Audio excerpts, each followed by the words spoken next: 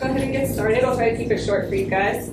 For those of you who don't know me, I'm Sarah Lodenfeld. Myself and Lisa and Devin and Mac Wyatt, who's not here today, are kind of heading this event up logistic-wise. So there is kind of two teams for this day. There's the event crew and the setup crew, and then some of you I think are on both. So we're going to start with the setup and teardown crew. If you're on that team, you have a paper like this. And for those of us who are new, I can give you your assignments in the next couple of days. I'll just email you. So, Saturday, August 4th, this coming Saturday, the setup team is going to meet at 1 here at the church. We're going, the tent and the stage, is that everything that'll be preset? Will lighting be preset that day? No. Okay, the tent and the stage will already be preset. So we will have a stack of all the tables and chairs that we're renting, and we will have to set up about half to 2/3 of those for the Saturday event. And then we'll unload the trailer with all the yard games and the lighting, stuff like that. So setup really shouldn't take too long with however many people we've got. There will also need to be someone to help Lisa run hoses out to the inflatables. One of the inflatables is a water slide, and those are at 2:30. I didn't know how long that would take, so we just have to literally screw hoses together all the way out, all the way out to the field out here. So it'll be fun. It will be, and then we'll turn the water on, make sure it all works. But no, it should work fine. And then she'll talk a little bit more about the chairs and tables here in a little bit. But we'll also have some water stations, little kiddie pool, lots and lots of ice and water bottles we'll need set up. And then one of the bigger things we'll need help with is marking off the parking area. And Mac Wyatt is actually in charge of that, but we'll touch on that here in a little bit. And then Devin has worked on a bunch of decorations and stuff for a photo op and stuff like that she'll talk about, so we'll be setting that up. That's the 1 o'clock team. The reset team meets after the event. Probably meet about 8:45. The event lasts till 9. And basically we just have to wipe everything down, reset, add tables and chairs for Sunday morning, which we will actually reset so that the chairs are all under the tent and the tables are behind the chairs. That way, for service, we can all just sit normally, and then we'll have tables ready for lunch afterwards. And then we'll just be like cleaning up anything we don't need for Sunday. So that'll be most of the decorations, yard games, everything except for the parking lot pennants. Correct? Okay. And then Sunday after lunch, we'll take down all the chairs and tables, wipe everything down, empty trash, take down any previous decorations that are still left up. So that is roughly the setup teardown side of things. Any questions? Okay.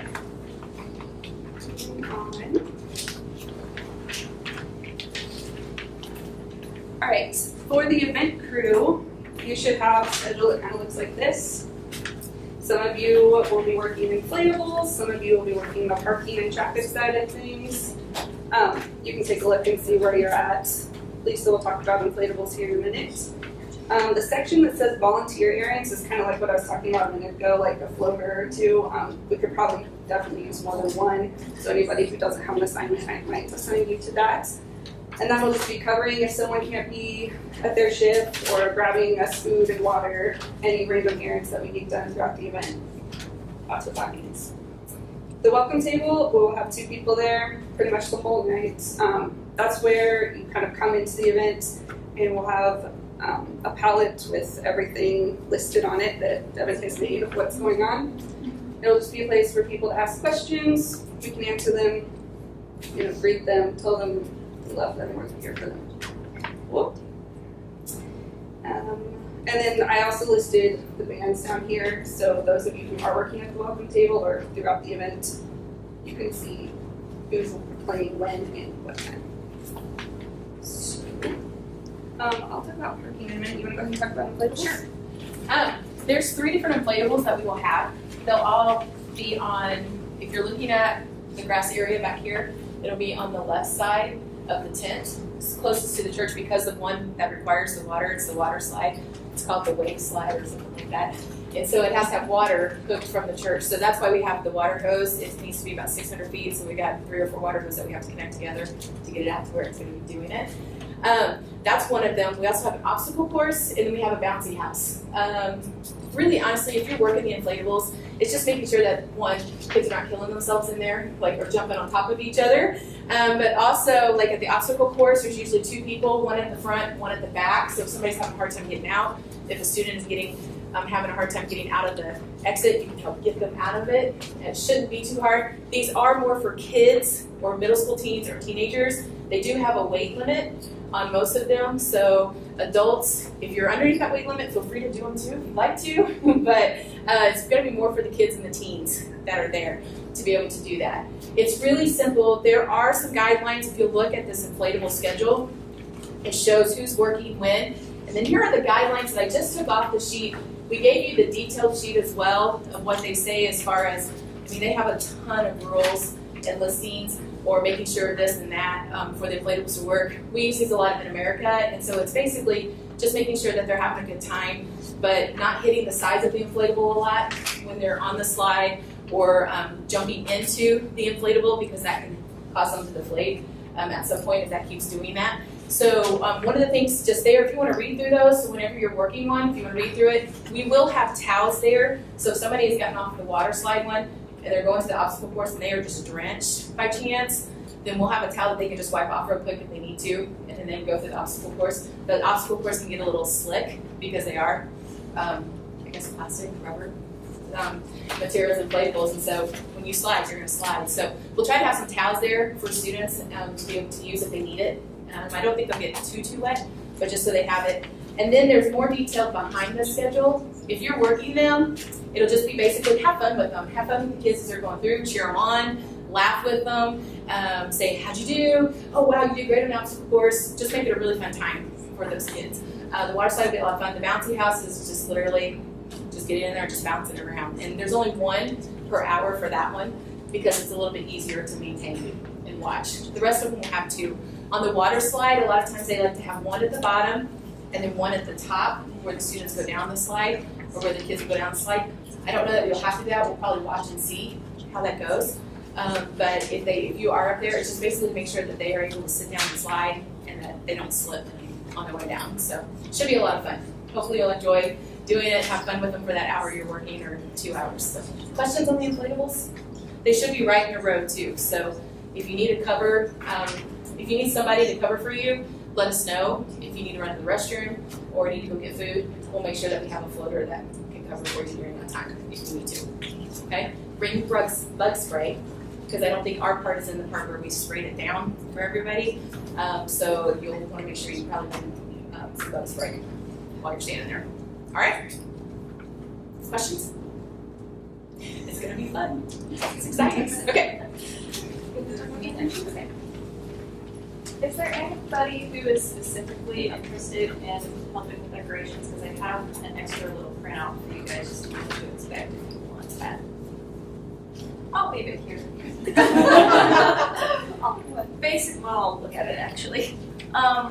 We have 4 main things that we're looking at for decorating. So we will be looking at setting up the parking flags. We have multicolored pennants, like those strings of pennants that you see places, that we will use to mark off where the parking ends and our event begins. So one thing to keep in mind for people who are helping direct parking or organize that whole thing is that we will have a balloon arch there in the center that kind of connects the line of parking flags.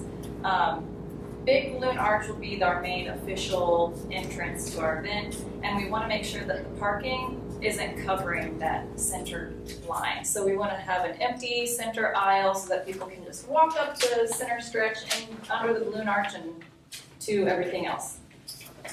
So we have balloon arch, parking flags, our photo area, and then pallets and lights. So our photo thing is just going to be like 2 staffs, 2 like wooden things, stakes, that are tied by twine and have Living Hope painted letters strung up with yarn balls, and just like a cute little thing. Maybe have some lights there, and then a little bucket of photo ops and props that people can take pictures with if they want to, or not If not, then it'll just be a cute little display.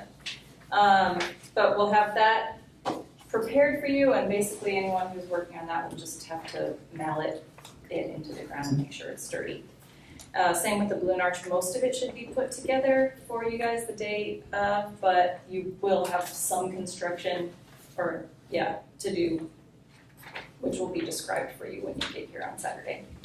And just making sure, basically for decoration, I will provide as much as I can and then give instruction for how it's meant to be set up, and just making sure that things are in their place and sturdy and aren't going to fall over. That's pretty much the biggest responsibility I want you guys to have to worry about on Saturday.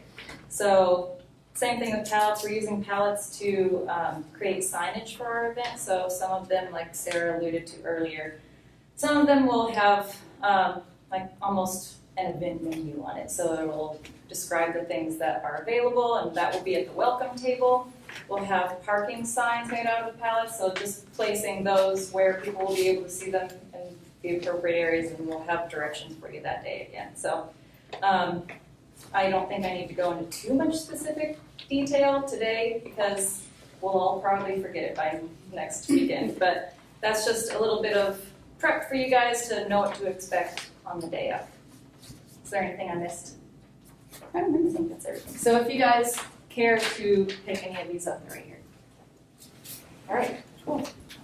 Okay, so kind of piggybacking off what she was talking about. So Mac Wyatt is actually in charge of the parking and traffic. For those of you who are working in the parking and traffic areas, this sheet is in your pocket. However, I'm also going to leave extras up here because that kind of coincides with some of the decorating. So she was mentioning we'll have flag pennants kind of mark off the parking area. So on Saturday, between Mac and myself, we will kind of mark this off, and so you'll be able to see where the aisles are. Those who are working will just need to keep in mind, and Mac will go into further detail about this on Saturday, just that we'll have to keep enough space between the lines of cars for people to enter and to exit, because people will be coming and going obviously the whole night. Are the tents going to be to the left of the water pond here, or where? Yeah. Okay. Basically, where you see the parking right here, this will probably be back a little bit more toward or more back in line with the church. This is the church right here. The tent, from my understanding from the pastors, will be it's a 60 feet by 130. So it's a big tent. It will be to the left. And it will be kind of right there where the parking is. It'll probably be straight back this way. So the tent should be in this area right here. Okay. And that's where the focal point, so the balloon arch should lead people right to where they see the tent and everything else floating around. So it's a huge tent. We marked it off the other day. We're like, whoa, that's going to be big. So, but yeah, so that's where it'll be. Okay. And then we'll put this up. So yeah, she said the parking will be a little bit further to the right. However, the entrance is kind of weird how we have people coming in. So we'll probably have one person working parking down here. So they'll turn in like they're coming to the barn, but instead of like parking here, you'll actually have to go through the parking lot, and then this will be where they drive down, and they'll drive through the grass. So we'll also have people kind of Directing. directing, exactly. Yep, and we'll try to have little markers as well. So, like I said, Mac will definitely have more details for you the day of, so that's just kind of that, give you a heads up. Let me make sure all his. Okay, did you want to talk about chairs and tables real quick? Yeah, the good news about tables and chairs is we just have to set them up, but they are being rented. The tent will be set up for us, the inflatables are set up for us by the company, so we don't have to do any setup or tear down with either one of those, so that's really nice as far as that goes. The tables and chairs will be delivered on Friday, I believe, and so they will just be back by the tent, and then on Saturday, during the event setup, we'll just need to pull those tables out, put them underneath the tent. We're not going to set all of them up because we don't know that. We're planning for around 500 for Sunday morning, and so we needed enough tables for 500 people. We don't know that 500 people will be there on Saturday night at the same time. So what we're going to do is set up about half of those tables and chairs for Saturday night. Then if we see that the crowd is a lot bigger, we may pull some of you and go, hey, can you help us get tables real quick, and set up a few more in the background. But they're all coming from Johnson County Rental, so they are bringing them out. They're dropping them off for us. All we have to do is just roll them where we want them and put them up, and then put the chairs around them. The tables will sit 8 people each table, and so on Saturday night, those will be underneath the tent. And then afterwards, like Sarah said earlier, we will take the tables out, we'll move those to the side, And then we'll just do the chairs for the service on Sunday, just like normal, what we have in, when we have service in here. And then when lunch happens, when service is over, it may be all hands on deck at that point of all of us to just go pull those tables back into the tent and put our chairs around them so people have a place to eat the barbecue lunch. We almost left chairs by themselves and we're like, oh, eating barbecue, that may be a little bit difficult. So we're gonna pull all the tables in at that point into the tent, put the chairs around them, and then people are free to sit there and eat. And then at the end of that, we just tear those tables down, put them to the side, and they'll come pick them up on Monday. Tables and chairs in the tent. Greeters helping us with that too. Yes, and ushers and greeters, I think that day are also helping us with that reset. So it won't just be us, it'll be quite a few people that can do that. Yeah. So, yeah. We're still working on the setup with the stage. We gotta wait for the stage to get underneath the tent to see exactly how we're gonna put the tables and chairs and give enough space from the stage. But it looks like they're gonna probably be more in rows, going up and down. So, Cool, thank you, Lucy. Oh, great, just a couple of other things. So if you haven't checked in at the front and gotten your t-shirt, we'll obviously be wearing those on Saturday. Bring comfy shoes and shorts or jeans, whatever you want to wear, because we'll just be moving a lot. This is just for your information. We also will have food trucks there that night. We will have 2 meal food trucks and then 1 dessert. We won't really need a whole lot of volunteers helping with that because they kind of do their own thing, but just so you're aware. And if we do need something random, I might grab whoever's a floater at the moment to help with that. Are we forgetting anything? I think so. If we are, then all of us are. Yeah. Sure. Do you guys have any questions at this point? Are they coming to pick up the bounce houses and stuff like that then at 9 or? Yes. Yes. Okay, they're coming at 9, so we won't have to help provide either. I would say the only thing that we might have to help with is just taking the water hose, like shutting the water off, and then undoing those water hose, making sure they're empty, and then just probably rolling them up and putting them by the church. But that shouldn't take very long for us to do. But they'll come back at 8. They'll probably be here around 8:45. Usually they'll show up early just to see if the event's still going. And then at 9 o'clock they'll start tearing them down, and we don't have to do a thing with that either. So. Most importantly, thank you so much. We could not do this without all of you Yes. guys. So we appreciate you being willing to help and give up your day. It's awesome. So, okay, Do well, they have ways to reach us if they have questions? yeah, I can give you guys my number and email address if you don't already have it. Also, the few who have just signed up in like the last week, I might touch base with you guys. That way I can make sure we can get you a shirt and I have contact information, that sort of thing. So, if you do it. Okay. If you want to go ahead and take my number, I can just give it to you now. You can text me whenever. It's 620 779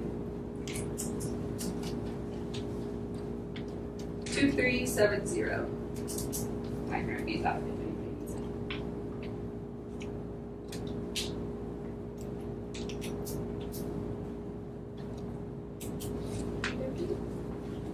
All right. You guys good? Thank you guys so much. Thank you, ladies.